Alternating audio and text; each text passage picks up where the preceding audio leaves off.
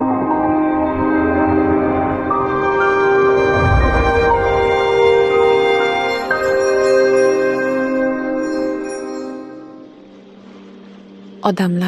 nima demadi? U ayol eslaydi. Kimdir kuldi. Kimdir tanqid qildi. Yana kimdir sukut bilan hukm chiqardi. Ammo o'zichi, o'zi o'sha paytlarda ichida qanday savollar bilan yashayotgan edi?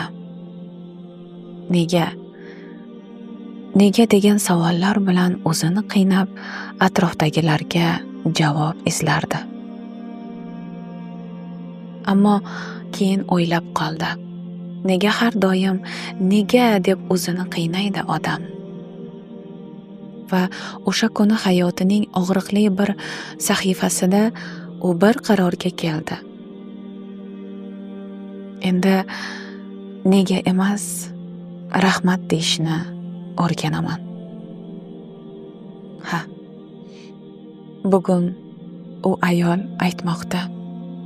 Qarshingizda turgan haqiqatlar bu qog'ozdagi so'zlar emas, balki hayotda 18 yoshida sinovlarga tayyor bo'lmagan bir qizning, lekin bugun kuchli ayolga aylangan bir insonning o'z yuragidan oqqan haqiqatlaridir.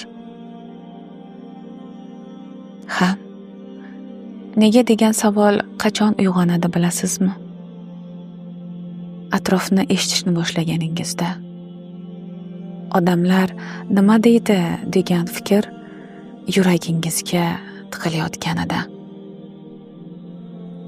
Ajrim. O'sha so'z aytilganida o'ylaysiz, endi nima bo'ladi? Qarindoshlari nima deydi?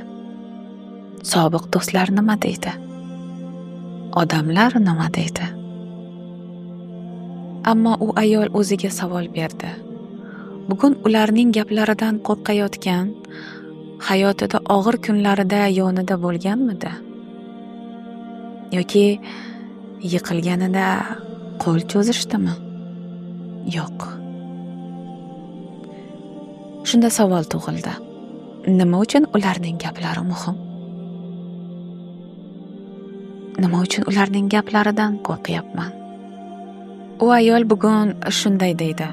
Men qanday insonlarni tirik, qandaylarini o'lik deb bilaman.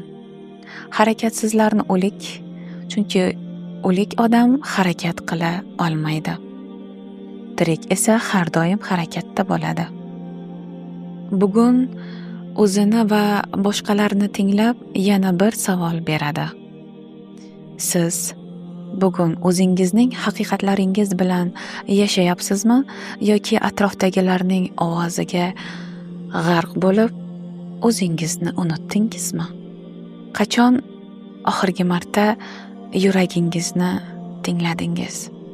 U ayol bugun anglab yetgan narsa shuki, siz izlayotgan javoblar boshqalarda emas,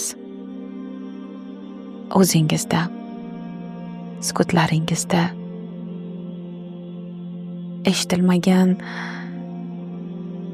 eshitilmay kelgan yurak so'zlarida,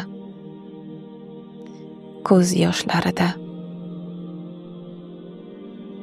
sabrda, iztiroblarida.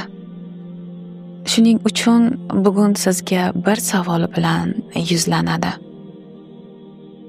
Siz bugun farzandlaringizga qanday ona obrazidasiz?